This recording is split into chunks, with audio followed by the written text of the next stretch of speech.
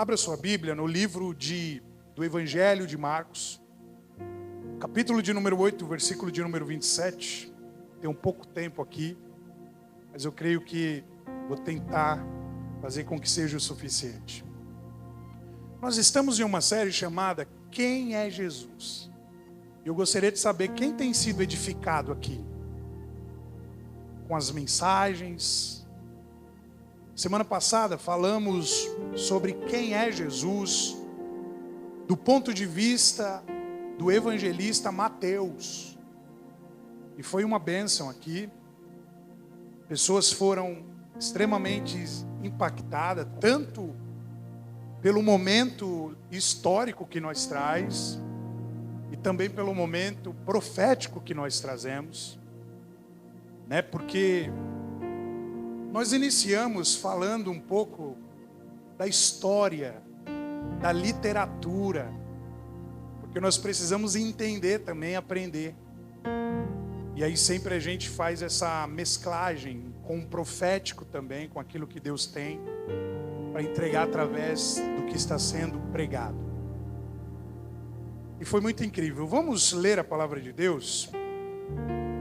Marcos capítulo 8, do 27 ao 30, olha só o que diz.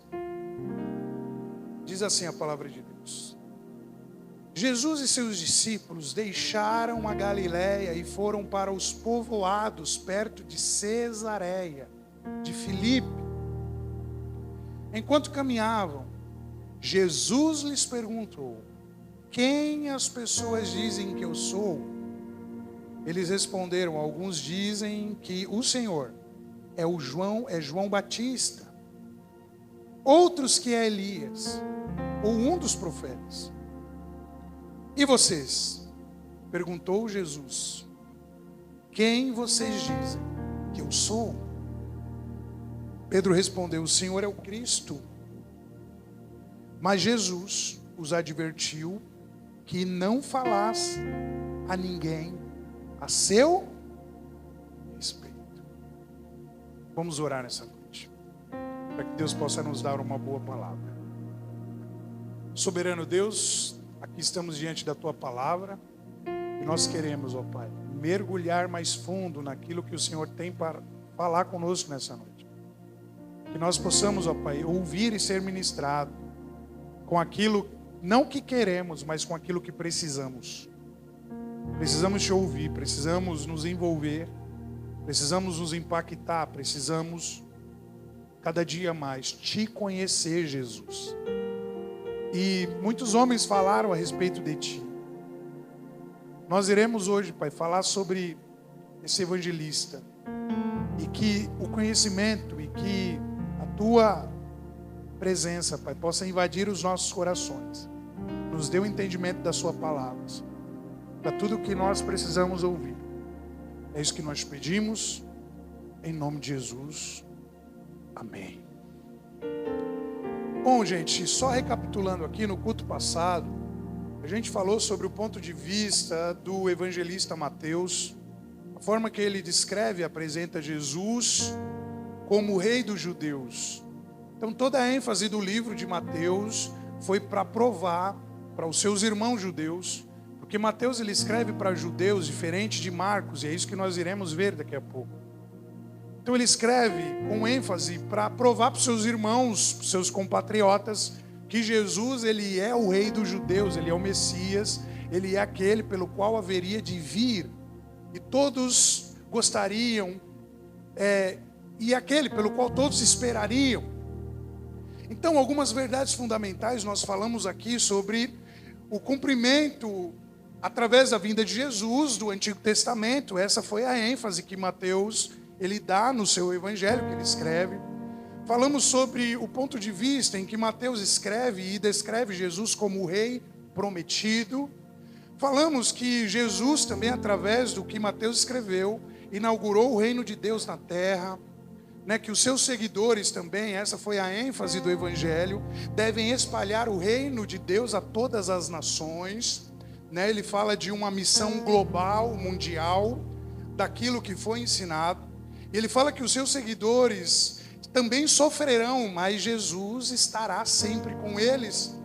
E ele também fala que quando Jesus retornar, ele vai completar tudo aquilo que ele diz através do reino que ele estabeleceu aqui na terra. Falamos sobre algumas particularidades do livro ou do Evangelho de Marcos, de Mateus, melhor dizendo, que é a genealogia completa. O livro de Mateus é o único que tem a genealogia completa. E falamos também da grande comissão. É Mateus quem fala da grande comissão. E também falamos sobre a vida e o chamado desse homem chamado Mateus. De toda a questão de ser um improvável. E hoje a gente poder estar estudando um livro que um improvável escreveu, inspirado pelo Espírito Santo. Então hoje nós iremos falar do ponto de vista do evangelista Marcos. E vemos Jesus descrito por Marcos, ou como ele era mais conhecido naquela época, por João Marcos. Era o nome que ele era também conhecido, João Marcos. E Marcos ele vai apresentar Jesus em toda a ênfase, em toda a literatura que ele discorre e descreve no Evangelho, dizendo que Jesus é o servo incansável de Deus e também do homem. Marcos escreve que Jesus é o servo. E esse é o tema pelo qual nós iremos falar hoje.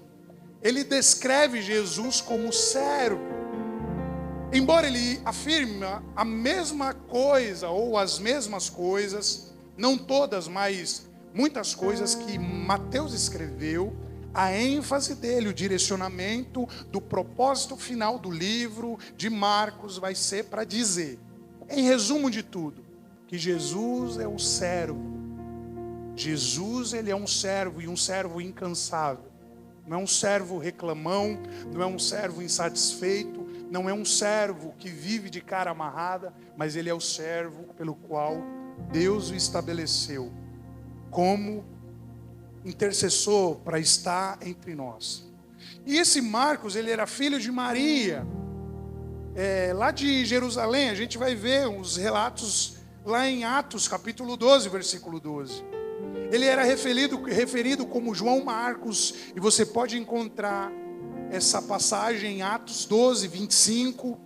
Ele era também sobrinho de Barnabé, um dos homens também que foi alguém importante em fazer muitas viagens com Paulo. E você encontra essa citação, que ele era parente de Barnabé em Colossenses 4:10. E a tradição também vai afirmar que Marcos, ele andou muito tempo, ou muitos anos, com Pedro, o apóstolo Pedro. E que a razão, porque esse livro também, ele era chamado de o Evangelho de Pedro, era porque alguns antigos, e a história vai dizer isso, a tradição, que Marcos, ele escreve grande parte de tudo aquilo que Pedro citou. Marcos, ele é diferente de Mateus, ele não é o escritor exclusivo do evangelho que nós lemos aqui, que nós estamos falando, mas ele é alguém que ele escreve o que Pedro vai citando, vai relatando e vai falando. Provavelmente isso tudo aconteceu enquanto eles viajavam. Marcos, ao longo da história, a gente vai ver também que por alguns historiadores vai dizer que ele era um jovem, não muito adolescente, mas não também muito velho. E ele é também alguém que a sua casa, ou a casa de sua mãe, era um ponto de encontro para cultos familiares que acontecia naquela época. Então ele tem uma importante função também aqui dentro de tudo que nós estamos falando, porque ele tem uma história, porque ele andou com Paulo, andou com Pedro, andou com seu tio Barnabé, e ele escreveu também aquilo que boa parte Pedro citou. E o propósito desse livro, ele não é único a não ser para os gentios. Nós falamos semana passada que Mateus escreve para os judeus, mas Marcos, a finalidade do livro é para os gentios, para aqueles que ainda haveriam de ser agraciados pelo Evangelho de Cristo. Esse livro também, ele data aproximadamente de 62 a 69 depois da morte de Jesus. Então ele é contemporâneo ali do Evangelho também de Mateus. E algumas verdades fundamentais que nós iremos encontrar nesse livro também, já resumindo, é que Jesus era o aguardado Messias de Israel. Marcos ele vai enfatizar isso. Jesus é o Messias aguardado de Israel. Ele vai dizer também que Jesus se revelou de modo especial aos 12 discípulos. Essas são algumas verdades fundamentais desse evangelho. Ele vai dizer também que Jesus demonstrou que era o Filho divino de Deus, ou que era alguém pelo qual Deus, o próprio Deus, enviou. Então nós não estamos agora atrelados desde o início aqui a uma simples base sobre quem é a pessoa de Jesus, como nós estamos falando. Mas nós vimos no primeiro dia dessa série que Jesus, ele foi falado ou citado desde Gênesis, para quem estava aqui e para quem lembra, nesse momento vai recordar. A gente falamos semana passada que Mateus era um cobrador de impostos e que ele acredita que Jesus é o Messias de Israel, e agora a gente está vendo um relato de um outro personagem, que talvez não teve quase contato com Mateus, mas eles escrevem o quê? As mesmas coisas. E é por isso que quando toda a crítica forense de estudos, de crítica textual, começa a estudar os evangelhos, eles ficam pasmos. Porque como que pessoas diferentes, pessoas que nasceram em épocas diferentes, pessoas que viveram em contexto diferente, escrevem a mesma coisa. Isso é muito real, é muito sério. Então Marcos também vai dizer, ainda falando das verdades fundamentais, que Jesus, ele mostrou-se muito interessado em estender, melhor dizendo, a salvação aos gentios, e que também a expansão das boas novas acerca de Jesus, ela exerce um poder sobre o mal. Ele vai dizer também, dando a sua ênfase maior, que Jesus é o servo. E algumas particularidades desse livro, desse evangelho, é que ele é o evangelho mais curto que tem. Ele tem, se eu não me engano, apenas 16 capítulos. Só que não é porque ele é pequeno que ele é incompleto. É somente Marcos que vai citar uma riqueza de detalhes. Quando ele fala de Bartimeu, ele cita que ele era filho de Timeu. E entre outras passagens, pelo qual outros evangelhos não falam. Ele vai também, embora ele ressalta que Jesus, que o poder divino de Cristo, que Jesus, ele era o divino, ele também fala sobre a humanidade de Jesus. Marcos, ele fala do Cristo poderoso, ou seja, o Cristo divino, mas ele também fala que Jesus, ele era humano. E a gente vai ver algumas citações que ele faz. Ele fala da sua decepção, ou seja, a decepção de Jesus, lá em Marcos 3,5. Ele fala do cansaço físico de Jesus. Lá em Marcos 4,38, ele fala do assombro de Jesus. Marcos 6,6, ele fala dos gemidos de Jesus. Lá em Marcos 7,34, ele fala do afeto de Jesus. Em Marcos 10,21. Então ele não só alega que ele é um Deus divino, soberano, transcendente, mas ele fala que ele também era um ser humano. E dentre os 19 milagres registrados em seu curto livro, a gente vai ver que eles demonstram o poder sobrenatural de Jesus. Porque Marcos vai dizer que 8 milagres que Jesus realizou, eles provaram o poder de Jesus sobre a enfermidade. Ele vai também dizer que 5 milagres que Jesus realizou prova o poder de Jesus sobre a natureza.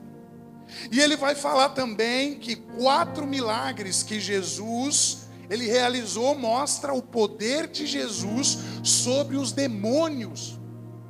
E 2 milagres que Marcos vai citar prova o poder e a vitória de Jesus sobre a morte. Tudo isso é relato do livro. Apenas 16 capítulos com uma riqueza exuberante, extraordinária. E eu te convido a ler. Semana passada eu convidei o pessoal a ler o livro ou o Evangelho segundo Mateus escreveu. E essa semana eu te convido a ler o Evangelho que Marcos escreve, inspirado, é claro, por toda a capacidade de Jesus e do Espírito Santo.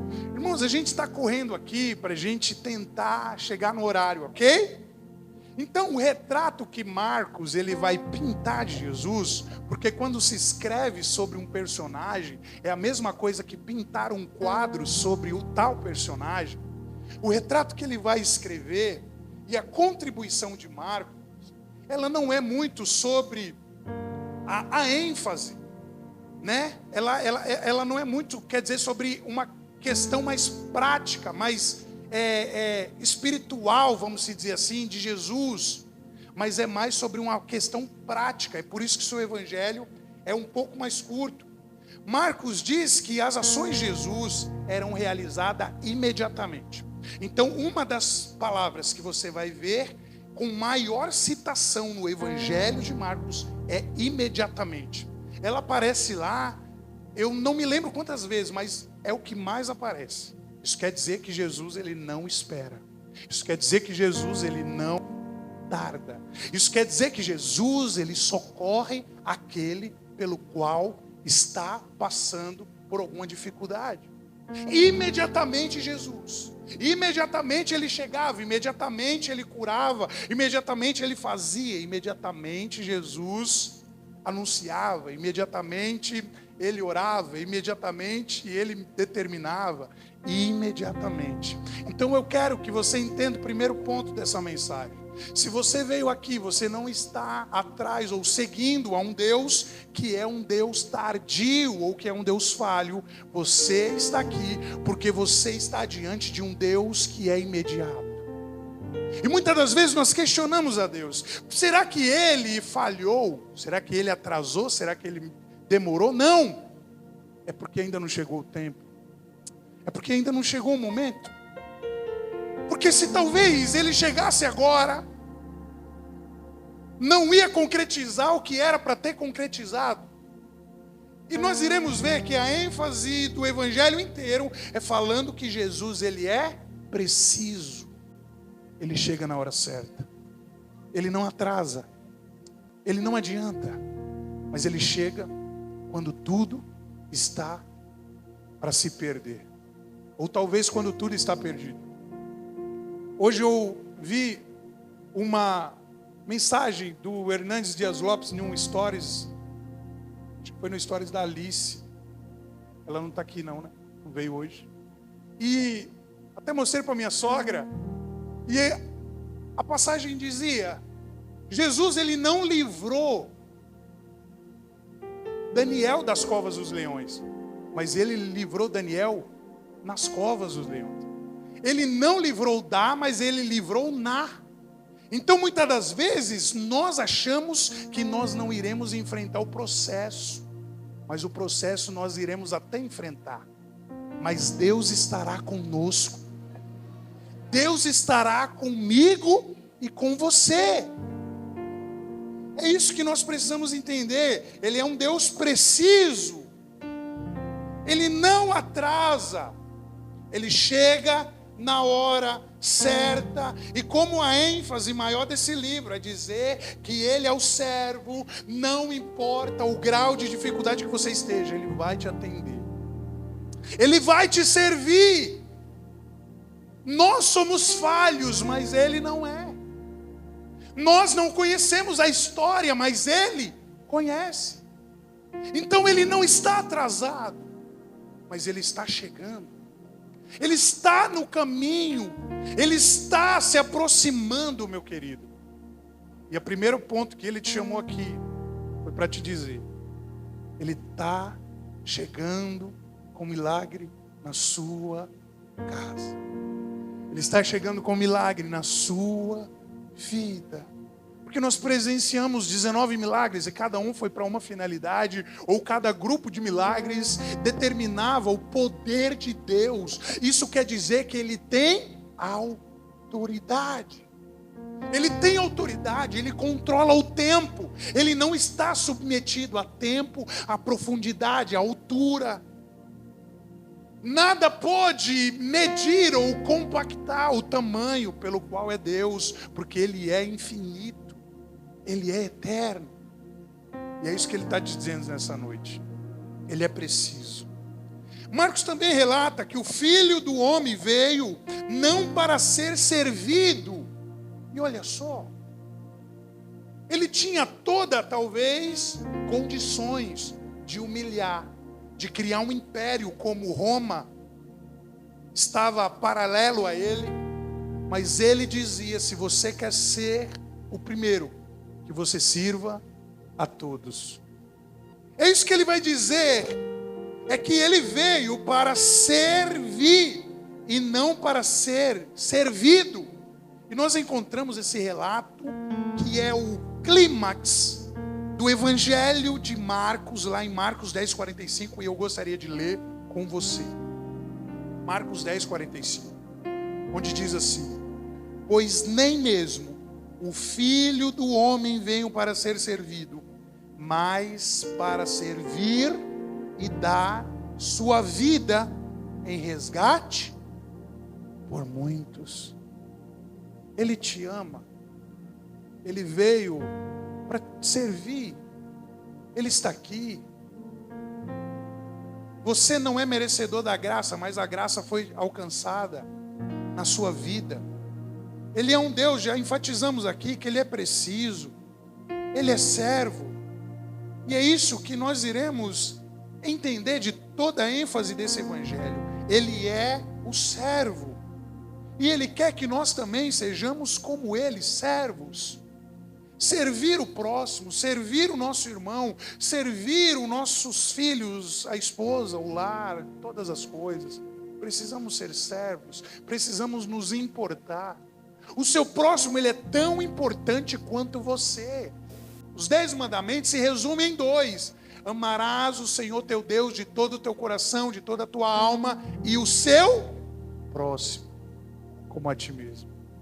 Então nós precisamos exercer o amor pelo servir. E é todas essas características que Marcos ele vai contribuir para que o seu evangelho, ou para que o evangelho que ele escreve, seja finalizado e tenha um propósito. A sua ênfase, a ênfase desse evangelho, ela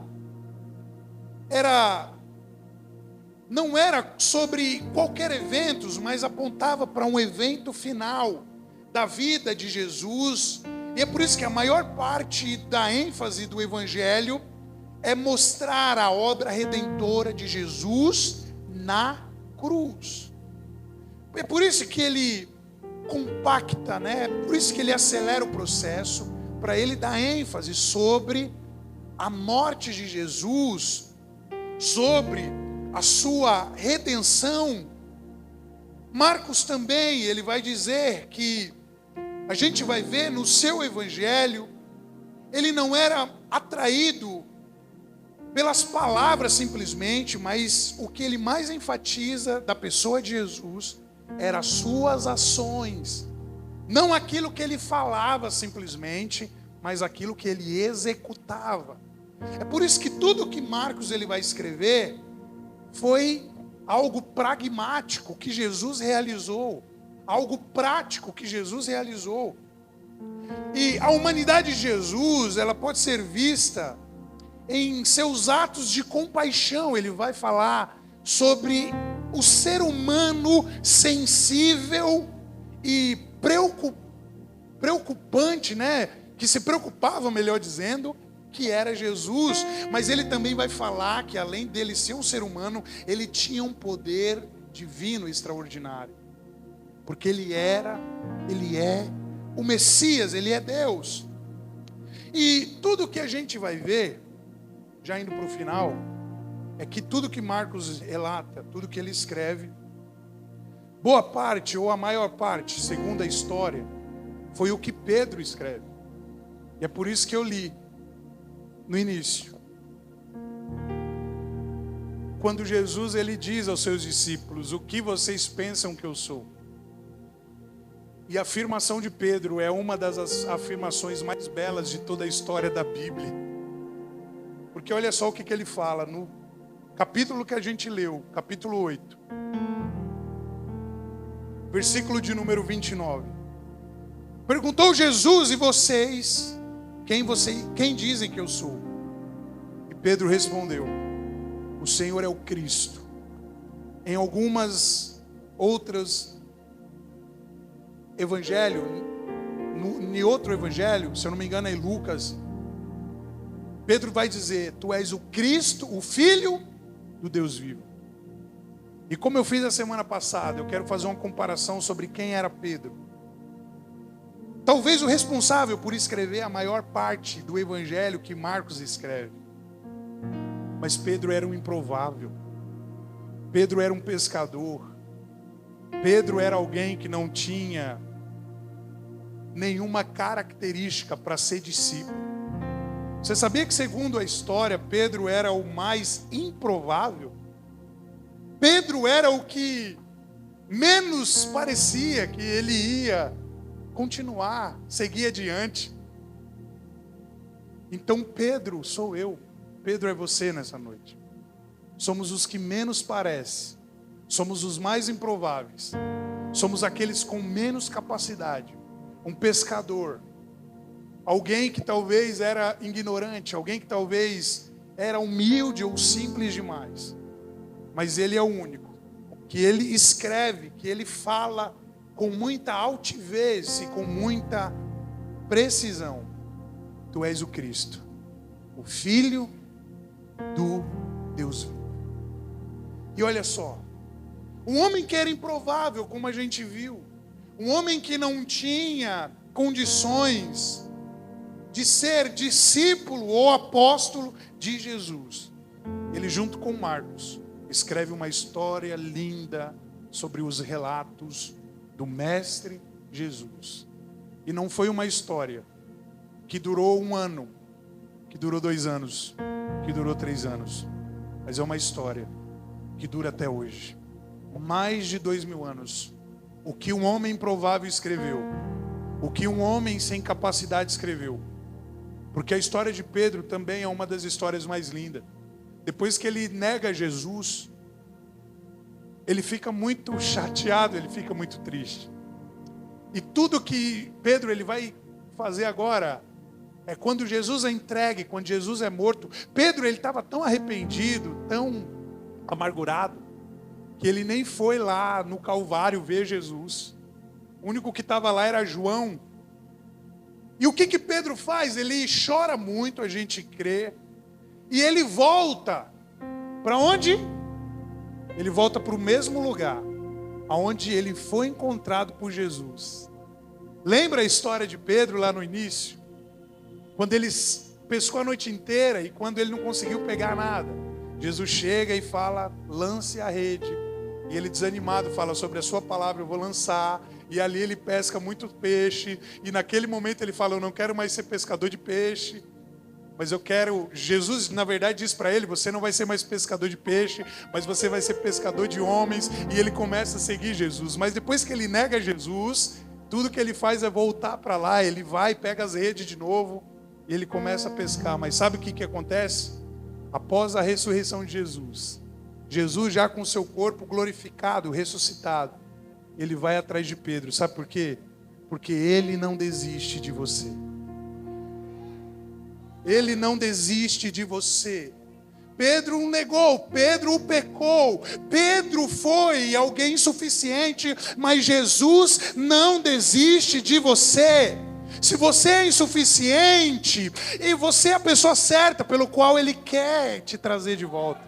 Se você é insuficiente, você é a pessoa certa pelo qual Ele está indo agora ao encontro. E Pedro, talvez a gente poderia criar um teatro aqui. Pedro voltando para o mar da Galileia, pegando as redes, lembrando de tudo, todo o mal que ele fez, e dizendo no seu coração: não quero mais seguir. Eu não quero mais seguir esse homem. Creio que Pedro acreditou que ele iria ressuscitar, mas ele diz: eu magoei muito ele, eu fui um traidor, estou arrasado. Só que quando Pedro ele está lá no barco, pescando, quem aparece às margens do rio? Jesus aparece. E ele se assusta. E, resumindo, a gente vai ver que não importa o tipo de pecado que você cometeu, não importa a situação que você se encontra, não importa a sarjeta que você está, não importa a vida que você viveu, Ele está aqui hoje te chamando. E Ele te chama: venha, Pedro. Não importa o que você fez, eu dei a vida por você. Você não merecia, Pedro, mas eu te dei. Você é insuficiente, Pedro, mas foi por isso que eu vim, para morrer no seu lugar. Você não pode, Pedro, mas eu posso. E eu não vou desistir de você, Pedro, porque sobre esta pedra edificarei a minha igreja. E a gente vai ver lá em Atos, se eu não me engano, capítulo de número 2, lá para o finalzinho, ou 3, Pedro, um homem improvável, um homem que traiu, um homem que negou, um homem que deixou.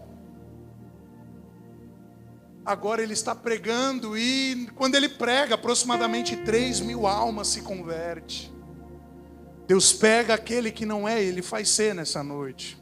Deus, Ele levanta o humilhado, o pequeno do pó. Ele levanta você para fazer com que você venha assentar nos tronos, nos palácios, porque Ele é suficiente.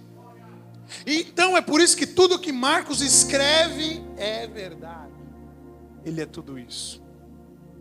Ele é o Deus gentil, segundo Marcos. Ele é o Filho de Deus, o que Marcos escreve. Ele é o Filho do homem. Ele é o humano, ou Ele é aquele que se fez carne. Ele é também poderoso, e Ele tem o poder divino. E Ele realiza suas obras e os seus milagres imediatamente. Eu gostaria que você se colocasse de pé nesse momento. Você acabou de assistir um vídeo e eu já quero que você compartilhe esse vídeo, deixe o seu like, ative as notificações para quando nós postarmos novos vídeos aqui no nosso canal, o YouTube ele possa te notificar. Que Deus abençoe sua vida, obrigado por assistir esse vídeo, até a próxima, que Deus te abençoe, um forte abraço, valeu!